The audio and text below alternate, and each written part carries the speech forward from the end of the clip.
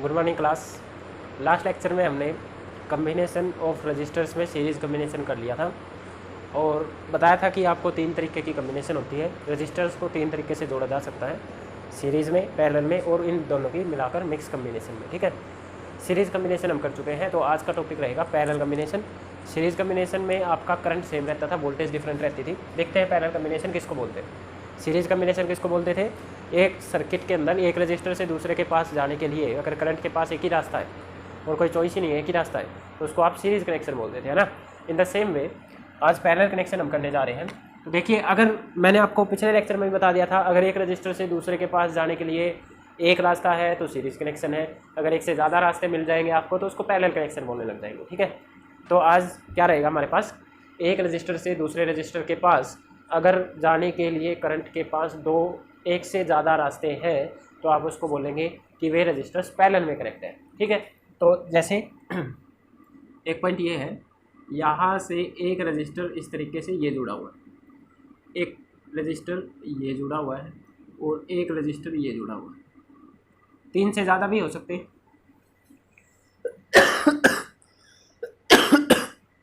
Sorry, तीन से ज़्यादा भी हो सकते हैं आपके पास। ठीक है, मैं फिलहाल तीन ही ले रहा हूँ, लास्ट लेक्चर में भी तीन लिए थे, आज भी तीन को ही लेकर हम इसको कर रहे हैं। ठीक है, तो सपोज करो ये रेजिस्टेंस R1 है, ये रेजिस्टेंस R2 है, ये रेजिस्टेंस R3 है और ये यहाँ से एक बैटरी या एक सेल से जुड़े हैं, मान लो एक बैटरी से जुड़े हैं और इस तरीके से ये जुड़े हुए हैं। यहाँ पे एक की लगा लेते हैं, की आपके पास अभी ओपन है, ये पॉजिटिव टर्मिनल होता है, ये नेगेटिव टर्मिनल होता है, ये हमको पता है। ठीक है, ऑलराइट, इतना हो गया। अब चेक करते हैं कि ये सीरीज में है या पैरेलल में। स्टेप वन आपके पास एकदम क्या रहता था, स्टेप वन आपके पास क्या रहता था, चेक कि आपके पास जो सर्किट है वो सीरीज में है या पैरेलल में है। पहला स्टेप यही रहेगा। ये हमको क्यों चेक करना होता था, तो क्योंकि आपको बताया गया है कि जो बैटरी होती है, बैटरी को एक रेजिस्टेंस अलग से नहीं दिखता होता है। बैटरी क्या करती है, बैटरी पूरे लोड को फील करती है, सबका मिला के फील करती है। ठीक है, बैटरी को एक दो से कोई मतलब नहीं होता, बैटरी पर जितना लोड पड़ा सबका मिला के वो दिखता है बैटरी को। ठीक है, तो इसलिए पहले आपको सीरीज और पैरेलल कम्बिनेशन चेक करना होता है और फिर उनका ये निकालना होता है कि बैटरी को कितना फील हो रहा है, तो उनका इक्विवेलेंट निकालना होता है। इक्विवेलेंट लास्ट क्लास में भी बताया गया था। इक्विवेलेंट रेजिस्टेंस या किसी भी चीज़ का इक्विवेलेंट वो होता है जो उन चीज़ों के बराबर अकेला काम कर सके। ठीक है, तीन टीचर्स आपको पढ़ा रहे हैं, अगर एक टीचर उन तीनों के बराबर पढ़ा सके तो वो अकेला टीचर उन तीनों का इक्विवेलेंट बोला जाएगा। अगर 10 मजदूर एक जगह पे काम कर रहे हैं, अगर उतना ही काम उतने ही टाइम में अगर कोई एक मजदूर कर सके तो वो, या एक मशीन कर सके तो वो मशीन उन 10 मजदूरों की इक्विवेलेंट बोली जाएगी। तो इक्विवेलेंट का मतलब ये था। ठीक है, अब देखते हैं ये सीरीज है या पैरेलल में। ठीक है, registers are set to be combined in parallel combination when current have more than one way to go from one register to another register. अगर करंट के पास एक रजिस्टर से दूसरे के पास जाने के एक से ज़्यादा रास्ते हैं तो आप इसको पैरेलल कनेक्शन बोलेंगे। चेक कर लेते हैं। आपने जैसे ही क्लोज किया स्विच को, बैटरी के पॉजिटिव से करंट स्टार्ट होता है, ये पॉजिटिव से बाहर करंट निकला और नेगेटिव में वापस उतना ही आ जाता है, इतना तो हमको पता है। ठीक है, बैटरी जितना चार्ज देगी उतना चार्ज वापस आ जाता है क्योंकि चार्ज कंजर्व रहता है। ठीक है, जैसे ही ये करंट इस पॉइंट पे पहुंचता है, अब मेरे को बताओ, करंट को तो तीन रास्ते दिख रहे हैं, जैसे ही करंट इस पॉइंट पे पहुंचता है करंट को तीन रास्ते दिख रहे हैं। ठीक है, तो क्या करंट इनके साथ भेदभाव करेगा, करंट किस रास्ते से जाएगा? करंट को क्या दिख रहा है, मेरे को इसमें भी रुकावट मिल रही है, इसमें भी रुकावट मिल रही है, इसमें भी रुकावट मिल रही है। ठीक है, तो करंट क्या करेगा, जैसे मान लो पानी आया होता है इसकी जगह, सॉरी, मान लो ये एक नाली बनी होती या एक नहर होती, ये नहर आगे जाके तीन अलग अलग रास्तों में बटी होती। ठीक है, तो पानी क्या करता है इस टाइम पे, जैसे ही पानी इधर से आया, क्या पानी तीनों रास्तों में नहीं जाता, थोड़ा थोड़ा, कुछ पानी इस रास्ते से भी जाता, कुछ इससे भी जाता, कुछ इससे भी जाता, वो तीनों रास्तों को चूज करता। इन द सेम वे जो करंट आता है वो आपके पास तीनों के तीनों रास्तों को चूज करेगा, कुछ करंट इसमें भी जाएगा, कुछ इसमें भी जाएगा, कुछ इसमें भी जाएगा।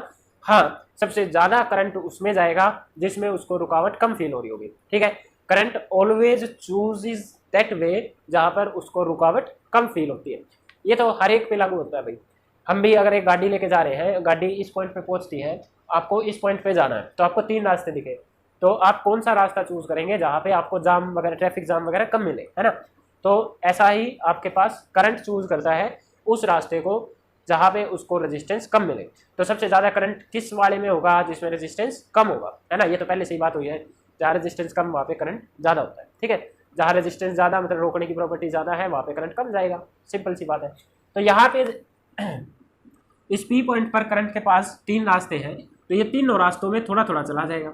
थोड़ा थोड़ा गया तो मान लो कुछ I1 हिस्सा यहाँ चला गया, कुछ I2 हिस्सा यहाँ चला गया, कुछ I3 हिस्सा यहाँ पर चला गया।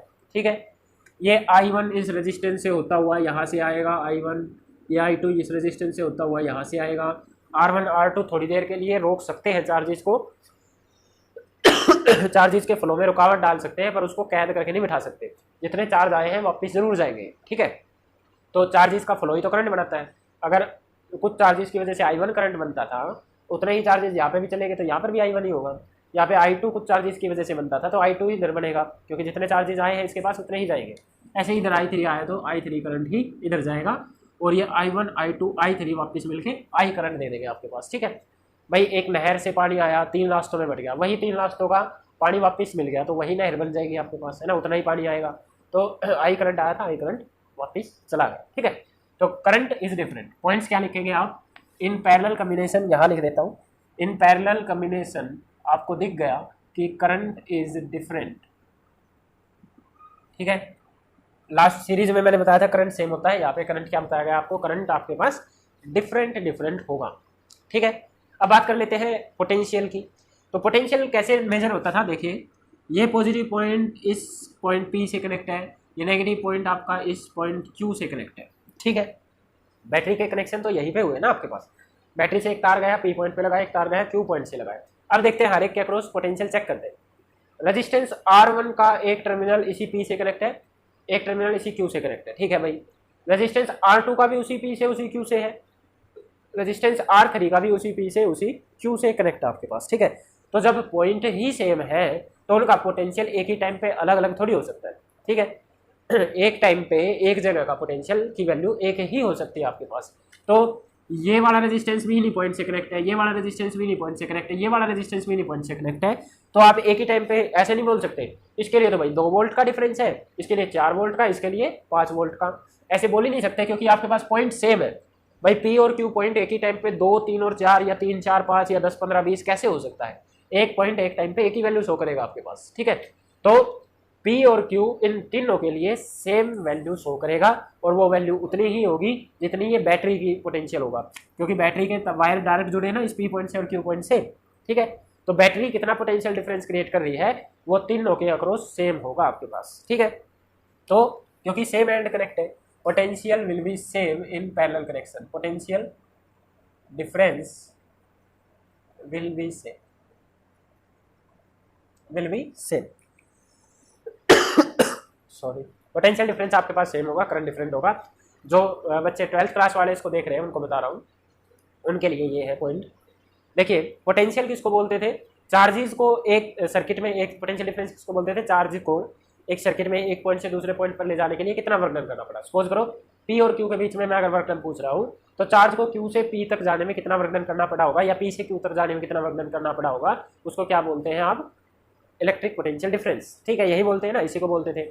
अब ध्यान से सुनिए, आपका क्वेश्चन ये हो सकता है 12th वालों का कि भाई चार्ज Q से P इस रास्ते से जाता तो अलग रुकावट है, अलग वर्क डन करना पड़ता। Q से P इस रास्ते से जाता तो अलग रेजिस्टेंस है, अलग रुकावट है, अलग वर्क डन होता। इस रास्ते से जाता अलग रुकावट है, अलग वर्क डन होता। अगर अलग अलग वर्क डन हो रहा है आपके पास, तो आप एक ही पोटेंशियल डिफरेंस की वैल्यू क्यों बता रहे हैं? क्योंकि वो डिफाइन ही ऐसे है कि work done in moving A charge from that point two that point. Work done अलग लगा रहा है तो पोटेंशियल डिफरेंस अलग अलग क्यों नहीं है? तो फॉर 12th क्लास या जो भी बच्चे देख रहे हैं हायर लेवल वाले, उनके लिए क्या बता रहा हूँ मैं, इलेक्ट्रिक फोर्स जो है वो कंजर्वेटिव नेचर का होता है। कंजर्वेटिव फोर्सेज हम पढ़ के आए हैं कि कंजर्वेटिव फोर्सेज वे होते हैं जिनसे अगर वर्क डन कराया जाए तो वो पाथ पर डिपेंड नहीं करता, ये इनिशियल और फाइनल पॉइंट पर डिपेंड करता है। और इलेक्ट्रिक फोर्स आपके पास कंजर्वेटिव नेचर का है। तो Q से P ले जाने के लिए कौन सा भी रास्ता चूज कर लो, चाहे वो वाला, चाहे ये वाला, चाहे ये वाला, अगर इनिशियल और फाइनल पोजीशन सेम है तो आपके पास वर्क डन सेम आएगा। ठीक है, तो वर्क डन सेम आएगा तो पोटेंशियल डिफरेंस सेम होगा, क्योंकि वर्क डन ही सेम है चार्जेस को मूव कराने में। ओके, तो यहाँ से आपका रीजन आता है 12th क्लास वालों के लिए, electric force is conservative in nature. Okay, potential difference same रहेगा, करंट आपके पास डिफरेंट रहेगा। ओके, अब हम क्या करने जा रहे हैं, इसका भी इक्विवेलेंट रेजिस्टेंस निकालने जा रहे हैं। हम क्या करने जा रहे हैं, हम इक्विवेलेंट रेजिस्टेंस फाइंड आउट करने जा रहे हैं इस सर्किट का। तो कैसे करेंगे, देखिए मैं क्या ऐसा लिख सकता हूँ, यहाँ से I करंट गया और I करंट ही तो I1, I2 और I3 में बटा था, तो जितना एंटर किया लीविंग भी उसके बराबर होगा। तो आई करंट बराबर होगा I1 plus I2 plus I3। भाई देखिए आई एक कंप्लीट चीज़ आई थी, वही तो 3 पार्ट में बड़ा बटी है। मान लो आपके पास मान लो 15 रुपये है, एक को आपने 5 दे दिए, दूसरे को 10 दे दिए, एक को 2 दे दिए, दूसरे को 10 दे दिए, तीसरे को 3 दे दिए, तो उन सबको जोड़ूंगा वापस बनेगा तो 15 ही ना। ठीक है, in the same way I current आया था, वही तो I1 I2 I3 में बटा था। अगर उन I1 I2 I3 को वापस जोड़ दूँ तो वापस से आई नहीं मिल जाएगा क्या मेरे को? तो मैं क्या बोल रहा हूँ कि जो आई है इसको आप लिख सकते हैं I1 plus I2 plus I3। कोई आपसे पूछे, मान लो बैटरी 20 वोल्ट की है सपोज करो, तो आपसे कोई पूछे R1 के अक्रॉस कितना पोटेंशियल डिफरेंस है, R2 के अक्रॉस कितना, R3 के अक्रॉस कितना है, तो सब के अक्रॉस सेम बताया ना भी, पोटेंशियल डिफरेंस सेम होगा। और कितना होगा? जितना बैटरी का पोटेंशियल है, 20 वोल्ट ही होगा आपके पास। ठीक है, चेक भी कर लेंगे बाद में। ये क्वेश्चन समझ में आई? आई ऐसा इस तरीके से बराबर होगा। अब मैं इस I1 I2 और I3 को कैसे निकालूं? I1 क्या था? Current flowing in register R1, I2 क्या है? R2, I3 क्या है? Current flowing in R3। तो मैं ओम्स लॉ लगा के निकाल सकता हूं। तो यूजिंग ओम्स लॉ, यूजिंग मैं I1 I2 I3 फाइंड करना चाहूँ using ohms law. Ohm's law use करते हैं। फर्स्ट रजिस्टर आपके पास देखिए ऐसा R1 था, ये पॉइंट P था, ये पॉइंट Q था, और इसमें I1 करंट जा रहा था।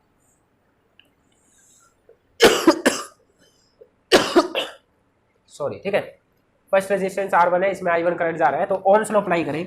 ओम्स लॉ क्या बोलता है? V is equal to current into resistance. Current कितना है इसका? I1, रेजिस्टेंस कितना है इसका? R1, और पोटेंशियल मैं बता चुका हूँ सबका सेम होगा। जितना बैटरी का V लिया है आपने तो सबके अक्रॉस उतना ही होगा, तो V ही होगा, V को V रखेंगे। मेरे को क्या चाहिए? I1, यहाँ से I1 निकालूंगा तो क्या आएगा? V बाई R1, इसको इक्वेशन 2 नाम दे दी। ठीक है, फिर मैं इसमें सेकेंड वाले में लगाता हूँ। सेकेंड वाला भी इसी P पॉइंट से कनेक्ट था, नाम था उसका R2, करंट उसमें जा रहा था I2। इसके अक्रॉस ओम्स लॉ लगाएंगे तो V is equal to current जो कि R2 है, रेजिस्टेंस जो है R2 है, I2 किसके बराबर आ जाएगा? V बाई R2 के। इसको इक्वेशन 3 नाम दे दीजिएगा। ठीक है, इसी तरीके से पॉइंट C, तीसरा रेजिस्टेंस R3 है, यह पॉइंट वही है Q, इसमें I3 करंट जा रहा है, इसमें ओम्स लॉ लगाएंगे तो I3 आपके पास V बाई R3 आ जाएगा। ठीक है, सिमिलरली करके बिल्कुल ओम्स लॉ वैसे ही लगाओ, यही आ जाएगा। ठीक है, आपके पास I1 I2 I3 की जगह उसको रख देता हूँ। ठीक है, तो मैं क्या कर रहा हूँ? यूजिंग इक्वेशन 2, 3 एंड 4 इन 1 में यूज़ कर देता हूँ। 1 के लेफ्ट साइड है I इक्वल टू I1 की वैल्यू रखे V बाई R1, I2 की वैल्यू रखे V बाई R2, I3 की वैल्यू रखे V बाई R3। ठीक है, इतना हो गया। इसको इक्वेशन 5 नाम दे देते हैं।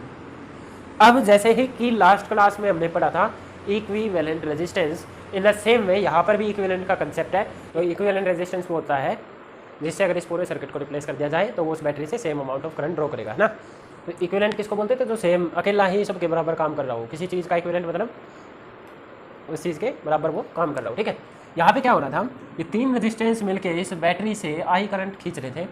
अगर मैं इनकी जगह एक रेजिस्टेंस ऐसा फाइंड आउट कर सकूँ जो अकेला ही इसी बैटरी से उतना ही करंट खींचे, आई करंट ये खींच रहा था, आई करंट ये खींच रहा है। ठीक है, वही बैटरी भी ये है, वही बैटरी भी ये है, तो वही ये अकेला ही आई करंट खींच रहा है। ये तीनों मिलकर उतना करंट खींच रहे थे, तो ये तीनों जितना काम कर रहे थे, अकेला उतना काम कर रहा है। तो मैं इस रेजिस्टेंस को उन तीनों का इक्विवेलेंट रेजिस्टेंस बोलूँगा, ये अकेला उनके बराबर काम कर रहा है। ठीक है, तो भाई यहाँ पे ओम्स लॉ अप्लाई करेंगे। अप्लाइंग ओम्स लॉ क्या बोलता है? Potential difference V is equal to current flowing into में रेजिस्टेंस का नाम दिया है R इक्विवेलेंट।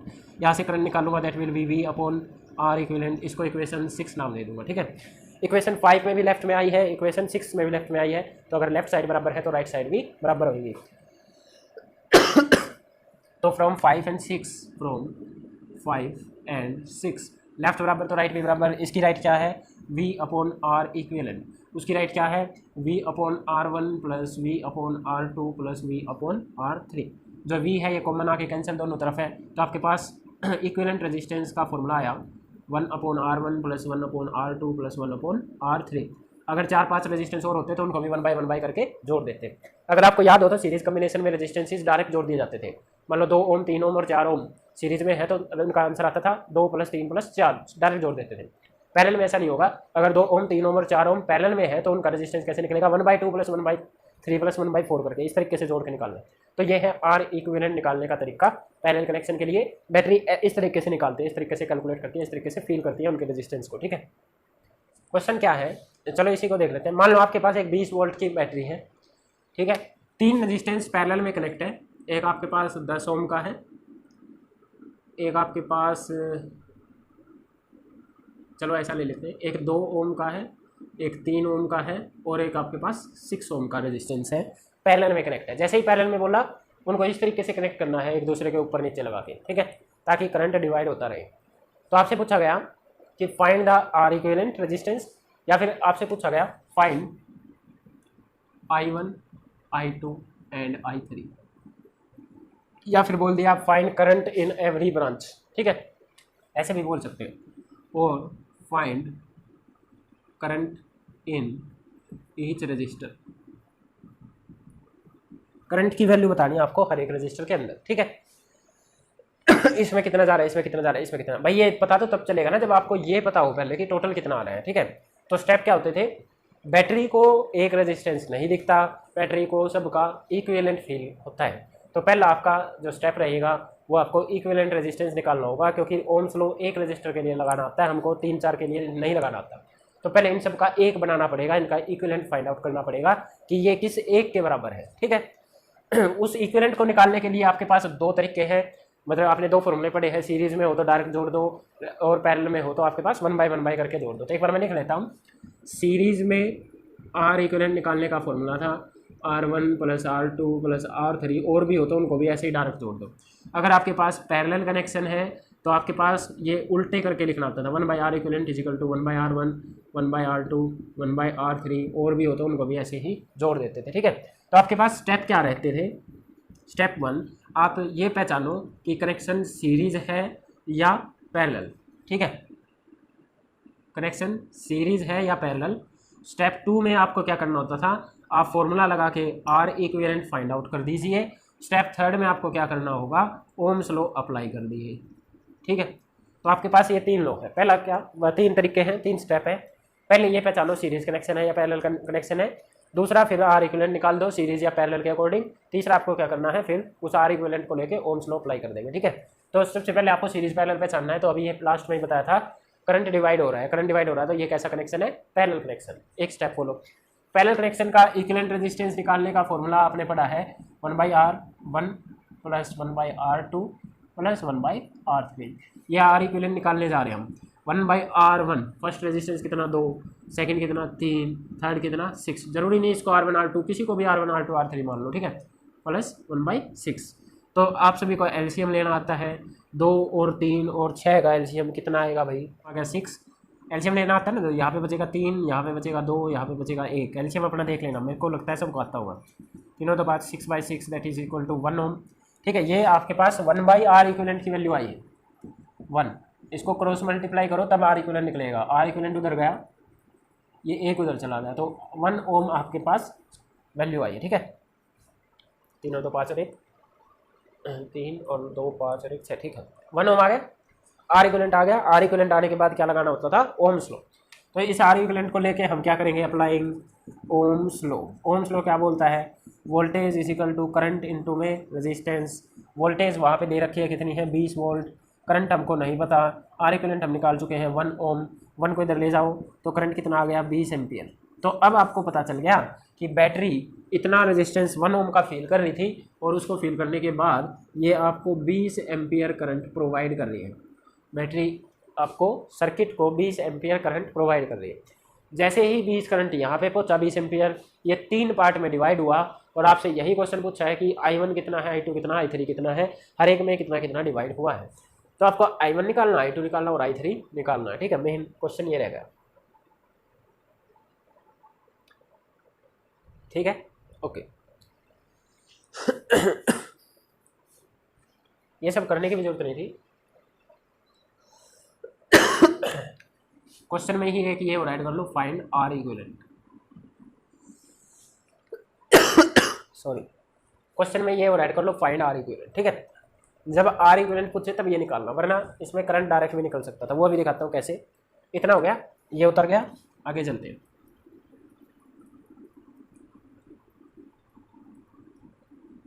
देखो एक बार मैं सबकी कंडीशन अलग अलग दिखा रहा हूँ। पी पॉइंट है, ये R1 रेजिस्टेंस करेक्ट था, ये Q पॉइंट है। पी पॉइंट है, R1 रेजिस्टेंस कनेक्ट है, ये Q पॉइंट है, इसमें जा रहा था I1 करंट जो आपको फाइंड आउट करना है, ठीक है। R1 की वैल्यू पता है आपको 2 ओम के बराबर है, और मैं आपको बता चुका हूँ पैरेलल कनेक्शन में वोल्टेज सेम रहती है और उतनी ही रहती है जितनी आपके पास बैटरी की वोल्टेज है।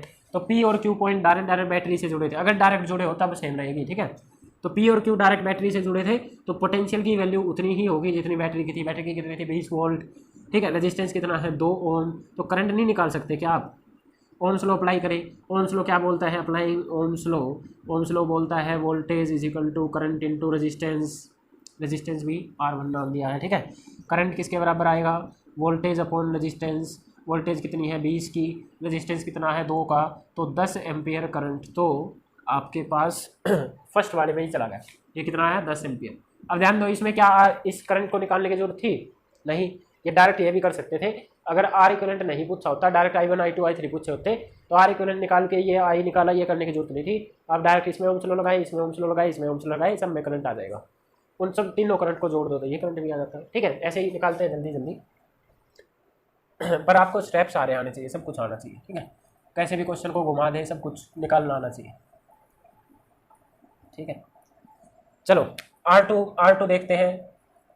ये आपके पास R2 था, इसमें I2 करंट जा रहा था, ये P और Q पॉइंट से ही जुड़े थे। V इसमें भी 20 वोल्ट है, इसके रेजिस्टेंस की वैल्यू आपके पास 3 ओम है।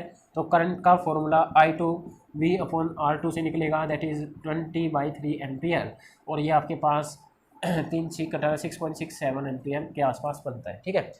इन द सेम वे आपके पास R3 था, इसमें I3 करंट जा रहा था, तो इसमें भी आप निकालोगे तो V/R3, V 20 वोल्ट है, R3 आपके पास 6 है, तो 18 2 20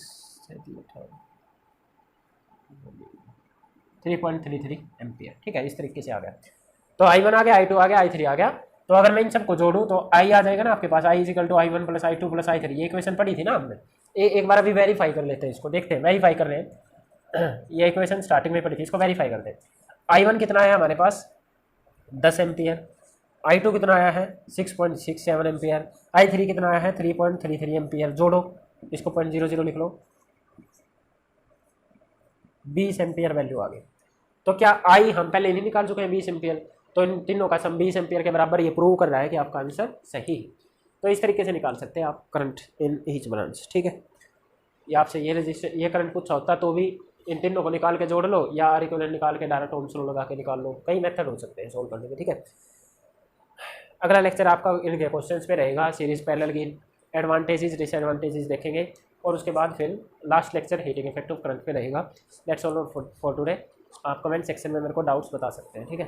थैंक यू।